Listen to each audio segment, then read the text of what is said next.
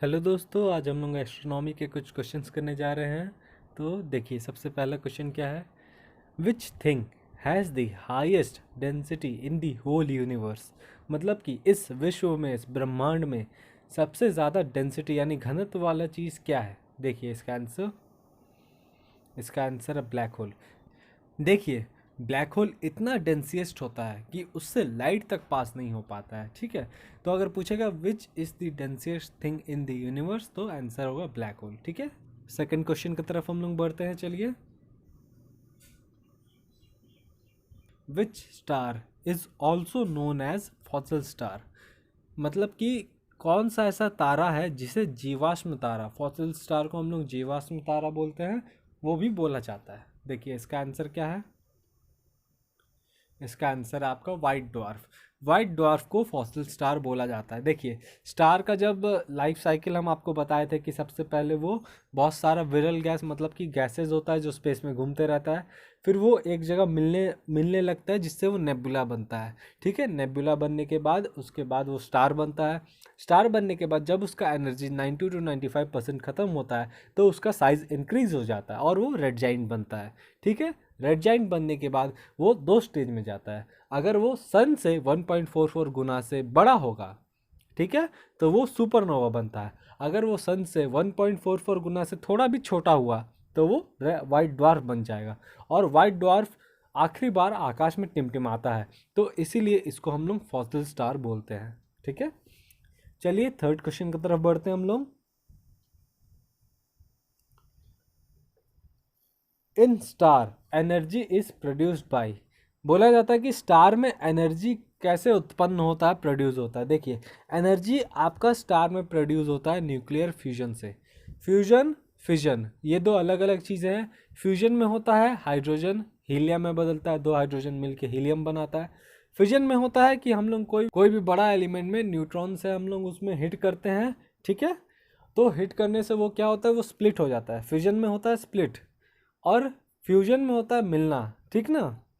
Fusion में क्या होता है, फ्यूजन में आपका हैवी वाटर के लिए क्या लगता है, ड्यूटेरियम ऑक्साइड लगता है। ठीक है, और उसको मॉडरेटर के लिए क्या लगता है, वो आप कमेंट में कर सकते हैं आंसर, अगर आपको याद हो तो। देखिए, इसका क्या आंसर है, न्यूक्लियर फ्यूजन आंसर है। स्टार में क्या होता है, न्यूक्लियर फ्यूजन होता है। ठीक है, व्हाट इज चंद्रशेखर लाइन। देखिए, इससे दो क्वेश्चन पहले ही हम आपको स्टार का स्टोरी बताए थे कि अगर स्टार आपका सन से 1.44 गुना बड़ा होगा तो जाके ही वो कुछ बनेगा, तो जाके वो क्या बनेगा, सुपरनोवा बनता है। तो ये जो लाइन दिया था, सन से 1.44 गुना, इसी को हम लोग चंद्रशेखर लाइन बोलते हैं। कि अगर इससे सन से 1.44 टाइम्स ज़्यादा बड़ा होगा वो, तो जाके वो सुपरनोवा बनेगा, और उससे थोड़ा भी छोटा हुआ तो वो वाइट डॉर्फ बन जाएगा। ठीक है, नेक्स्ट क्वेश्चन की तरफ बढ़ते हैं हम लोग।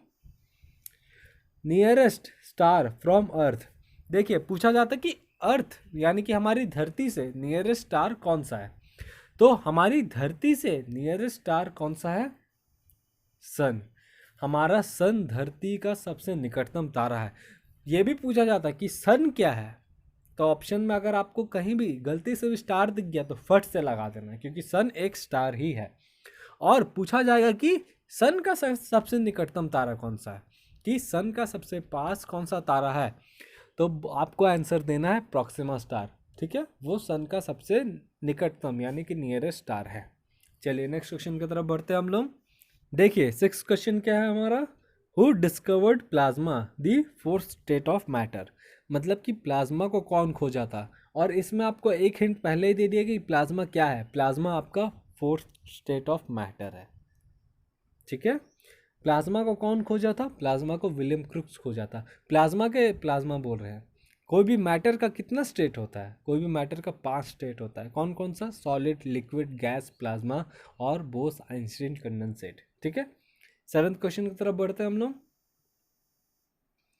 Who said that the sun revolves around the sun. किसने ये कहा था कि जो सूर्य है वो धरती का चक्कर लगाता है। आपका आंसर है टालमी। टालमी ने ये स्टेटमेंट दिया था कि सूर्य धरती के चक्कर लगाता है, और ये स्टेटमेंट आगे जाके गलत हो गया था, जो हम लोग को पता है।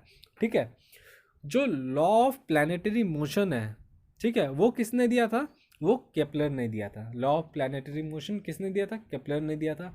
ठीक है, कॉपरनिकस ने भी एक बात बोला था। कॉपरनिकस ने क्या बोला था कि जो अर्थ है वो सन के चारों ओर चक्कर लगाता है, पर उसका स्टेटमेंट ये था कि जो सन है, सॉरी जो अर्थ है वो एक सर्कुलर पाथ में चक्कर लगाता है, जबकि आज हम लोग जानते हैं कि जो अर्थ है वो एक एलिप्टिकल पाथ में सन का चक्कर लगाता है। ठीक है, नेक्स्ट क्वेश्चन की तरफ बढ़ते हैं हम लोग। The law of planetary motion was given by, इसका आंसर हम पहले ही दे दिए, इसका आंसर केपलर है। केपलर ने ही लॉ ऑफ प्लैनेटरी मोशन दिया था। चलिए आगे बढ़ते हैं।